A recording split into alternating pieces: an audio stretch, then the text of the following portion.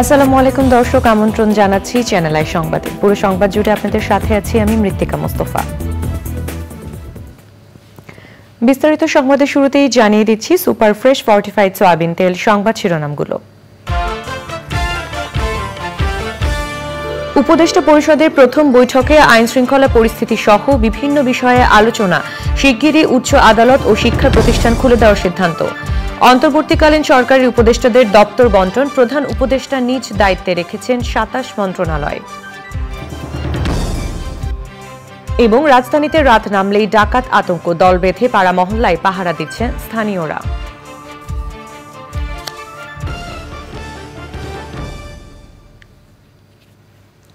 দর্শক, সংবাদ শিরোনামগুলো জানাচ্ছিলাম। এখনকার সংবাদ আয়োজন একই সঙ্গে চ্যানেল আইয়ের ইউটিউব চ্যানেলে এবং চ্যানেল আইয়ের ওটিটি প্ল্যাটফর্ম আই স্ক্রিনে লাইভ স্ট্রিম হচ্ছে। যাচ্ছে বিস্তারিত সংবাদে। প্রধান উপদেষ্টা ডক্টর মোহাম্মদ ইউনূসের নেতৃত্বে অন্তর্বর্তীকালীন সরকারের উপদেষ্টা পরিষদের প্রথম বৈঠক হয়েছে। বৈঠকে আইন শৃঙ্খলা পরিস্থিতি নিয়ন্ত্রণে আনা সহ অর্থনীতির নানা বিষয়ে আলোচনা হয়। এছাড়া শিগগিরই উচ্চ আদালত ও শিক্ষা প্রতিষ্ঠান খুলে দেওয়ার বিষয়ে সিদ্ধান্ত হয়েছে। তবে এই সরকারের মেয়াদ কতদিন হবে সে বিষয়ে কোনো সিদ্ধান্ত হয়নি। পরাগ আজমের রিপোর্ট। রাষ্ট্রীয় অতিথি ভবন যমুনায় প্রধান উপদেষ্টা ডক্টর মোহাম্মদ ইউনূসের সভাপতিত্বে উপদেষ্টা পরিষদের প্রথম বৈঠক। দুপুর ২টার কিছু আগে শুরু হওয়া ওই বৈঠক চলে বিকেল ৪টা পর্যন্ত। বৈঠক শেষে যমুনা থেকে বের হয়ে সাংবাদিকদের সাথে কথা বলেন উপদেষ্টা সৈয়দা রিজওয়ানা হাসান। আইন শৃঙ্খলা পরিস্থিতিটা যত দ্রুত সময়ের মধ্যে সম্ভব কিভাবে নিয়ন্ত্রণে আনা যায় সেটা নিয়ে আলাপ আলোচনা চলছে। ধর্মীয় সংখ্যালঘু জনগোষ্ঠীকে প্রতিনিধিত্ব করে এমন সংস্থাগুলোর সাথে মিলে আপাতত একটা রক্ষা বলয় সৃষ্টি করার জন্য চেষ্টা করা হবে। উচ্চ আদালতে আমাদের বিচার কার্য বন্ধ আছে, কত দ্রুত বিচার কার্য শুরু করা যায় সেই ব্যবস্থা গ্রহণ করবেন। আইন শৃঙ্খলা পরিস্থিতির সাথে সামঞ্জস্য রেখে যত দ্রুত সম্ভব শিক্ষা প্রতিষ্ঠান খুলে দেওয়ার চেষ্টা করা হবে। আর্থিক খাতগুলোকে শুধুমাত্র চালু করলেই হবে না, সক্রিয় করতে হবে এবং সেখানে নেতৃস্থানে পরিবর্তন আনবার প্রয়োজন যেগুলো আছে অনতিবিলম্বে সেই পরিবর্তন আনার চেষ্টা করা হচ্ছে। উপদেষ্টা রিজওয়ানা হাসানের প্রতি সাংবাদিকদের প্রশ্ন ছিল অন্তর্বর্তীকালীন সরকারের মেয়াদ নিয়ে। কারণ আপনি যদি কি রিফর্ম চান এটা না বুঝে তো আমি মেয়াদের কথা বলতে পারবো না। আর রিফর্ম যদি আপনারা না চান তাহলে আবার আরেক কথা। হ্যাঁ, কাজে এখনই মেয়াদ করে অস্থির হওয়ার কিছু নাই। আমরা সকলেই গণতান্ত্রিক দেশে একটা যাতে যাত্রা শুরু করতে পারি সেটার প্রস্তুতির জন্যই তো এই অন্তর্বর্তীকালীন সরকার। সেই প্রস্তুতিটা নেওয়ার জন্য যেটুকুন সময় দরকার শুধুমাত্র সেটুকুন সময়ই আমরা নেব। শেষ পর্যন্ত গণতন্ত্রের দিকেই আমাদের যাত্রা। উপদেষ্টা নাহিদ ইসলাম জানান, ছাত্রদের ভয়েস নিশ্চিত করতেই উপদেষ্টা পরিষদে যুক্ত হয়েছেন তারা। আমরা মনে করেছি পুরো বিষয়টিকে পর্যবেক্ষণ এবং তদারকির জন্য ছাত্রদের ভয়েস থাকার জন্য ছাত্রদের জায়গা থেকেও উপদেষ্টা প্রয়োজন। সেই জায়গা থেকেই আমরা দুইজন ছাত্র প্রতিনিধি এই উপদেষ্টা প্যানেলে রয়েছে এবং পাশাপাশি আরও আমাদের ছাত্র প্রতিনিধিরা অন্যান্য উপদেষ্টাদের সাথে সহকারী হিসেবে সামনের দিনে কাজ করার সুযোগ থাকবে। বৈঠক চলার সময় যমুনার বাইরে ক্ষুদ্র নৃগোষ্ঠীর কয়েকজন প্ল্যাকার্ড নিয়ে তাদের কিছু দাবি দেওয়া তুলে ধরেন। পরাগ আজিম, চ্যানেল আই, ঢাকা। এর আগে অন্তর্বর্তীকালীন সরকারের উপদেষ্টাদের দপ্তর বণ্টন করা হয়েছে। প্রধান উপদেষ্টা নিজ দায়িত্বে রেখেছেন ২৭টি মন্ত্রণালয়। যে উপদেষ্টারা এখনো শপথ নেননি তাদের দপ্তর পরে দেওয়া হবে বলে জানা গেছে। বিস্তারিত জানাচ্ছেন রফিকুল বাশার। বৃহস্পতিবার শপথ নেয় নোবেলজয়ী ডক্টর মোহাম্মদ ইউনূসের নেতৃত্বে অন্তর্বর্তীকালীন সরকার। শুক্রবার দপ্তর বণ্টন করা হয়। বেশিরভাগ মন্ত্রণালয়ের দায়িত্বে আছেন প্রধান উপদেষ্টা। প্রধান উপদেষ্টা ডক্টর মোহাম্মদ ইউনূস নিজ দায়িত্বে রেখেছেন শিক্ষা, সড়ক, খাদ্য, কৃষি, তথ্য, বাণিজ্য ও বিদ্যুৎসহ ২৭টি মন্ত্রণালয়।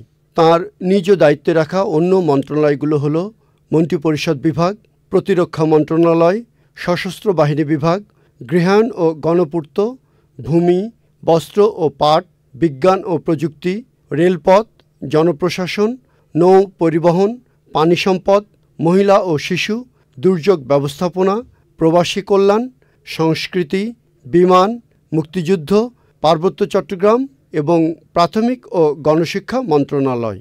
অর্থ ও পরিকল্পনা উপদেষ্টা করা হয়েছে সালেহ উদ্দিন আহমেদকে।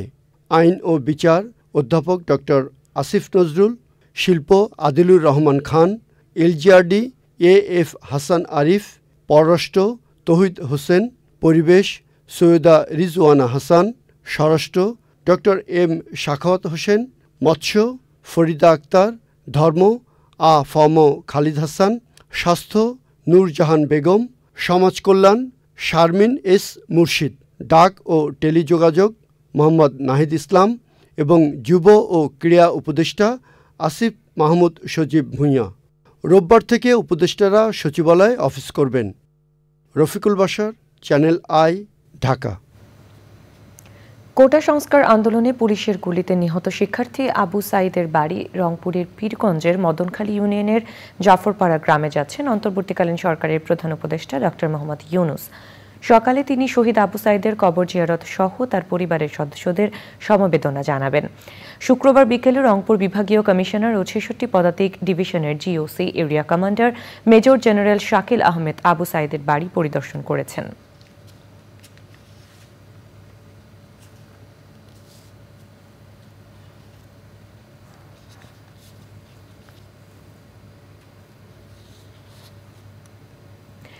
রাজধানীর রাতের আইনশৃঙ্খলার দায়িত্ব পালন করছেন সাধারণ মানুষ। গত কয়েকদিন ডাকাতি ও নাশকতার আতঙ্ক রয়েছে বিভিন্ন পাড়া মহল্লায়। রাতের রাজধানী ঘুরে জানাচ্ছেন ইফতেখার উদ্দিন। পুলিশের পেট্রোলিং কার্যক্রম না থাকায় রাজধানী জুড়ে নাগরিকদের নিরাপত্তাহীনতা আর উদ্বেগ জেঁকে বসেছে। রাত হলেই অলিতে গলিতে সৃষ্টি হচ্ছে ডাকাত আতঙ্ক। দল বেঁধে পাড়া মহল্লায় পাহারা দিচ্ছেন স্থানীয়রা। রাজধানীর অভিজাত এলাকা বনানী ঘুরে দেখা যায় নিজস্ব বাহন ও উদ্যোগে চলছে সচেতনতা কার্যক্রম। পালা করে বিভিন্ন পয়েন্টে চলছে পেট্রোলিং।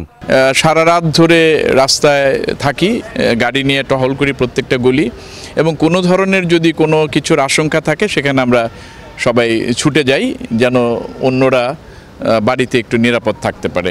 এটা একটা সিভিক ডিউটি থেকে আমরা করছি। এখনও আমরা জানি পুলিশ, বিভিন্ন ল এনফোর্সিং এজেন্সিসরা এখনও ফুললি অপারেশনাল না। সো আমরা রেজিডেন্ট হিসেবে নিজেরাই দায়িত্ব নিয়েছি বনানী সোসাইটি হিসাবে। এখন একসঙ্গে চলার জন্য আমাদের খুবই জরুরি সময়। এই জন্য আমরা সমাজের মানুষ, আমরা বনানী সমাজের মানুষ, বনানী রক্ষা করছি। যে সমাজের মানুষ তাদের নিজেদের সমাজ রক্ষা করছে। আমাদের টিম তৈরি করে দেওয়া হয়েছে, প্রতি এলাকায় এরকম ঘুরবে, এরকম করবে, আপনারা আমাদের পাশে থাকবেন। তখন আমরা বললাম ঠিক আছে, আমরা সবাই আছি আপনাদের সাথে। গুলশান সোসাইটির উদ্যোগে নিরাপত্তা কার্যক্রম ও চেকিং চলছে। বিভিন্ন স্থানে দায়িত্ব পালন করছেন ছাত্র জনতা সহ নানা শ্রেণী পেশার মানুষ। আমাদের ওয়ার্কার্সরা আছে, কমিউনিটি পুলিশ আছে, এবং তাদেরকে দুই ভাগে ভাগ করে, একটা ইস্ট সাইড একটা ওয়েস্ট সাইড, গুলশানটাকে এভাবে দুই ভাগে ভাগ করে আমরা এভাবে পেট্রোলিং শুরু করেছি, এবং এটা আমাদের সারা রাত চলবে। ওভারঅল গত ৪-৫ দিন আমরা অনেক কন্ট্রোল করে এসেছি। যে বাইরে যে হোন্ডাগুলো ছিল, বাইরে অনেক গাড়ি ছিল, তারা আজকে থেকে অলমোস্ট নীল হয়ে এসছে। চেকপোস্ট আমাদের নিজস্ব লোক আছে, এবং এরকম ভেস্ট পড়ার লোক আছে, ওরা এটাকে মনিটর করছে। ধানমন্ডি, জিগাতলা সহ বিভিন্ন স্থানে এলাকাবাসীকে দল বেঁধে লাঠি সোটা হাতে রাস্তায় পাহারা দিতে দেখা যায়। তরুণরা বিশেষ করে এই ভূমিকাগুলি পালন করছে। আমরা এদেরকে ইনস্ট্রাকশন দিচ্ছি, এরা সেই হিসাবে প্রতিদিনই 5 তারিখের পর থেকে পাহারা দিচ্ছে। আমরা এখানে ছোট বড় যারা ছোট আছে তাদেরকে আমরা সব সহযোগিতা করতেছি, বড়রা তাদেরকে সব ধরনের সহযোগিতা করতেছি। এখানে এই পর্যন্ত আমাদের কোনো ঘটনা ঘটে নাই।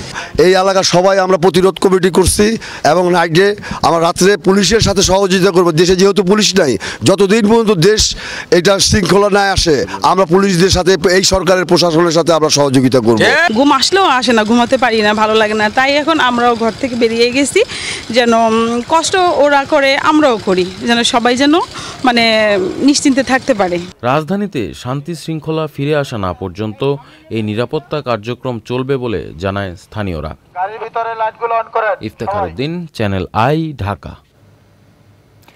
যাদের বিতর্কিত নির্দেশনায় গুলি চালিয়ে পুলিশকে জনগণের প্রতিপক্ষ বানানো হয়েছে, তাদেরকে আইনের আওতায় আনা হলে মাঠ পর্যায়ে পুলিশ সদস্যদের আস্থা ফিরতে পারে বলে মনে করেন চাকরিচ্যুত ও পদোন্নতি বঞ্চিত পুলিশ কর্মকর্তারা। পুলিশ সদস্যদের নির্ভয়ে কাজে যোগ দেওয়ার অনুরোধ জানান তারা। এনামুল কবির রূপমের রিপোর্ট।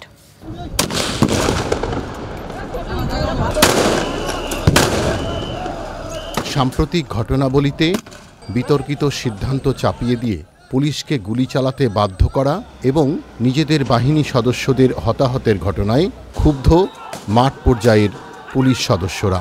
এখন নিরাপত্তাহীনতার কারণে কাজে যোগ দিতে সাহস পাচ্ছে না তারা। শুরু হচ্ছে না সব থানার দৈনন্দিন কার্যক্রম।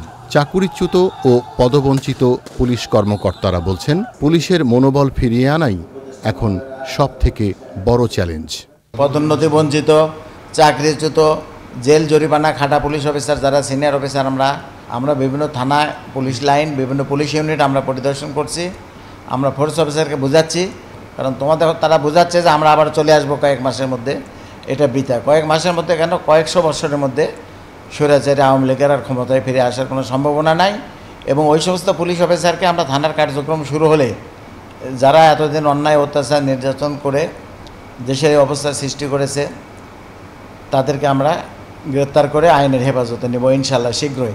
হানাহানি ও হত্যাকাণ্ডের জন্যে নেতৃত্বের ব্যর্থতা ও অযোগ্যতাকে দায়ী করেছেন সাবেক পুলিশ কর্মকর্তারা। যারা এই গণহত্যা চালানোর জন্য এই দলীয় সরকারের পুলিশের ভূমিকা পালন করেছে, এই পুলিশকে আজকে জনগণের শত্রুতে পরিণত করেছে, নির্মমভাবে পুলিশ হত্যা হয়েছে এবং পুলিশ যেই জেনোসাইড করেছে, যাদের অর্ডারে পুলিশ জেনোসাইড করেছে তাদেরকে অতি অবিলম্বে চাকরিচ্যুত করে আইনের আওতায় নিয়ে আসলে যারা কাজ করতে চাচ্ছে না তারা কাজে ফিরে আসবে এবং জনগণও পুলিশের উপর আস্থা ফিরে আসবে। রাজধানীর অর্ধেকের বেশি থানার কার্যক্রম চালু করা গেলেও বাকিগুলো কবে চালু হবে বলতে পারছেন না কর্তৃপক্ষ। Enamul Kabir, Rupam, channel I, Dhaka. এবারে প্যারিস অলিম্পিকের খবর। বিরতির পর ব্রাজিলে একটি যাত্রীবাহী বিমান বিধ্বস্ত হয়েছে। এতে বিমানটিতে থাকা ৬২ জন আরোহীর সবাই নিহত হয়েছেন বলে জানিয়েছেন দেশটির president Luiz Inacio Lula da Silva. শুক্রবার প্লেনটি বিধ্বস্ত হয় বলে ভয়পাস এয়ারলাইন্স এক বিবৃতিতে জানিয়েছে। এতে ৫৮ জন যাত্রী ও ৪ জন ক্রু ছিলেন। উড়োজাহাজটি দেশটির পারানা রাজ্যের কাসকাভেল থেকে সাও পাওলো যাচ্ছিল। ভিনহেদো শহরের আবাসিক এলাকায় প্লেনটি বিধ্বস্ত হয়। বিধ্বস্ত হয়ে উড়োজাহাজটি একাধিক বাড়ির ওপর পড়ে। তবে ওই আবাসিক এলাকায় কেউ নিহত বা আহত হননি।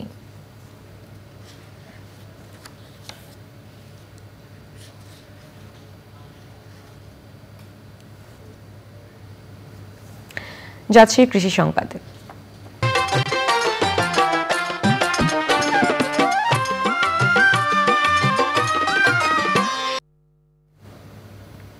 যশোরে এবার কাঁচামরিচ চাষ করে ক্ষতির মুখে পড়েছেন চাষিরা। অনাবৃষ্টিতে বিঘার পর বিঘা জমির ফসল নষ্ট হয়েছে।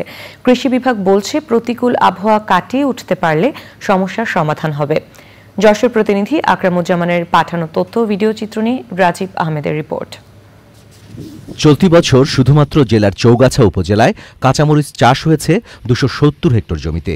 অনাবৃষ্টি ও প্রচুর তাপদাহের কারণে এ ক্ষতি হয়েছে বলে বলছেন চাষিরা। প্রতিদিন প্রচুর পরিমাণ কীটনাশক সার প্রয়োগ করেও কোনো লাভ হচ্ছে না। অন্যবারের থেকে আবার অনেক খরচ করেছে, কিন্তু এবার যেভাবে দাম আছে আমরা যদি ঝাল তুলতে পারতাম তাহলে অনেক লাভবান হতাম। ঝালে প্রত্যেকদিন সারটা দেওয়া আছে, তেল তারপরে ওষুধ দেওয়া হচ্ছে, কিন্তু কোনো উপকার হচ্ছে না। ঝালের অবস্থা তাপের কারণে মাথা ছাড়লে না, ঝাল ধরতে পারলে না, এই কারণে ঝালের দাম বেশি হয়ে গেল। পুরা একটা মৌসুম, সেই মৌসুমে একেবারে মরিচ উঠছেই না। উৎপাদন কম হওয়ায় বাজারে সরবরাহ কমে গেছে কাঁচামরিচের। এ কারণে দামও বেশি। খেতে ঝাল নেই, ঝাল নষ্ট হয়ে গেছে কৃষকের, সেইভাবে আমরা অল্প অল্প কিনছি, অল্প অল্প পাচ্ছি, এই কারণে ঝালের দাম বেশি। কৃষি বিভাগ বলছে প্রতিকূল আবহাওয়া ও পোকার আক্রমণে মরিচ গাছের পাতা ও ফুল ক্ষতিগ্রস্ত হয়েছে। কিছু কিছু গাছে ভাইরাস আক্রমণ হয়েছে, তো আমরা কিছু কীটনাশক সাজেস্ট করছি। ইমিডাক্লোরোপিড গ্রুপের কীটনাশক দিলে আমাদের এই ভাইরাসগুলো আমরা দূর করতে পারবো। আর সব ভাইরাস আক্রান্ত গাছগুলো আমরা তুলে ফেলে মাটি চাপা দিতে পারবো। চলতি বছরে যশোরের ৭২৫ হেক্টর জমিতে কাঁচামরিচের আবাদ হয়েছে বলে জানিয়েছে কৃষি বিভাগ। রাজীব আহমেদ, চ্যানেল আই। এখন দেখবেন প্রকৃতি সংবাদ।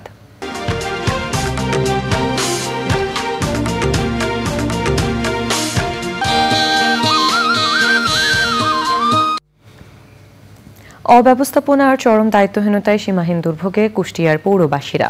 পৌরকর বাড়ালেও বাসিন্দাদের জীবনমান উন্নয়নে নেই কোনো উদ্যোগ। পাকা সড়ক কিংবা ড্রেনেজ ব্যবস্থা না থাকায় একটু বৃষ্টিতেই নাজেহাল বাসিন্দারা। আনিসুজ্জামান ডাবলুর তথ্য ভিডিও চিত্রে আফরোজা হাসির রিপোর্ট। 21টি ওয়ার্ড নিয়ে কুষ্টিয়া পৌরসভা। দীর্ঘদিন পেরিয়ে গেলেও উন্নয়নের কোনো ছোঁয়া লাগেনি এসব ওয়ার্ডে। একটু বৃষ্টিতেই হাঁটু পানি জমে যায়। 13 নম্বর ওয়ার্ডের 90 ভাগের বেশি সড়ক ব্যবহার অনুপযোগী। এই যাবৎ 30 বার তো পৌরসভার থেকে ইঞ্জিনিয়ার এসে মেপে গেছে, কোনো কাজের মানে গতি নাই। বৃষ্টি হলে কৃষকরা যেভাবে মাঠে ধান লাগায় সেভাবে ধান লাগানো যাবে, এরকম অবস্থা হয়ে যায়। ড্রেন নির্মাণ বা সড়ক বাতি স্থাপনে নির্বাচনী প্রতিশ্রুতিও পূরণ করেননি জনপ্রতিনিধিরা। ওই ভোটের পরে উৎসব দেখাই হয় না, ভোট চলে গেছে আসে না, এটা তো দেখেই নুকে। অনেক দিন থেকেই তো পৌরসভার হওয়ার পরেও তো কোনো কাজ আমরা তো পাইনি। পৌরকর পানির বিল বাড়লেও সেবার মান বাড়েনি এতটুকুও। চোখে পড়ার মতো শুধু পোলে, ইলেকট্রিক পোলে কয়েকটি বাতি ছাড়া আর কিছুটা ড্রেন ছাড়া অধিকাংশ এলাকায় এখনও রাস্তার কাজ হয় নাই। এমন অবহেলিত রাস্তা হয়ে আছে যে একটু বৃষ্টি হলে কাদায় আর চলা যায় না, মানুষ কষ্ট পায়, আছাড় খায়, অ্যাক্সিডেন্ট ঘটে, এরকম নানান ভোগান্তির মধ্যে আছে। তবে নিজেদের সীমাবদ্ধতার কথা স্বীকার করেছেন স্থানীয় জনপ্রতিনিধিরা। জনগণ চায় কি পানি নিষ্কাশন, রাস্তা, ল্যাম্পলাইট, এইগুলো দেওয়া জনগণ চায়। আসলে জনগণের তো বুঝাই দেওয়া কোনো অবস্থাতে ধরে রাখা যাচ্ছে না, এটা কাজ করতে হবে। যেখানে শিশুদের কোনো মতে যাওয়ার কোনো সুযোগ ছিল না বলেই স্কুল প্রশাসন থেকেই বন্ধ করে দিয়েছিল, সেটা এখনো ওই অবস্থায় আছে, বারবার বলার পরও কোনো কাজ হয় না। সব সীমাবদ্ধতা কাটিয়ে কুষ্টিয়া পৌরসভায় কাঙ্ক্ষিত উন্নয়নের যথাযথ উদ্যোগ নেয়ার দাবি নাগরিক সমাজের। আফরোজা হাসি, প্রকৃতি ও জীবন ডেস্ক, চ্যানেল আই। দর্শক, এবারে খেলার খবর।